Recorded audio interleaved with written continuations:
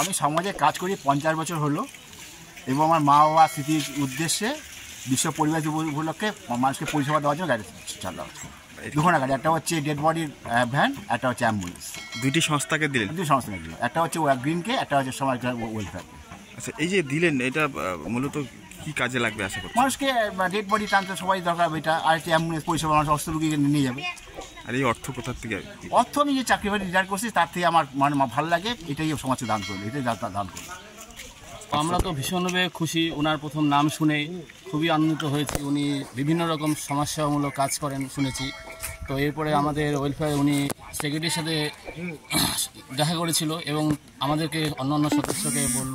খুবই আমার আনন্দিত ওনার এই মানে বিভিন্ন সমাজসেবামূলক কাজ করার জন্য আমরা খুবই আনন্দিত গর্বিত। কতটা উপকার হবে আপনাদের? আমাদের দীর্ঘদিনের একটা আশা ছিল যে একটা অ্যাম্বুলেন্সের পাশাপাশি শবদাহ গাড়ি যদি হয় সেবাগ্রাম ওয়েলফেয়ারে, তো আমরা ভীষণভাবে পার্শ্ববর্তী এলাকা এবং যারা মানে দুস্থ মানুষের পাশে দাঁড়াতে পারি এবং তাদের পাশে আমরা সবসময় এগিয়ে যেতে পারি, এই জন্য আমরা খুব উপকৃত হব।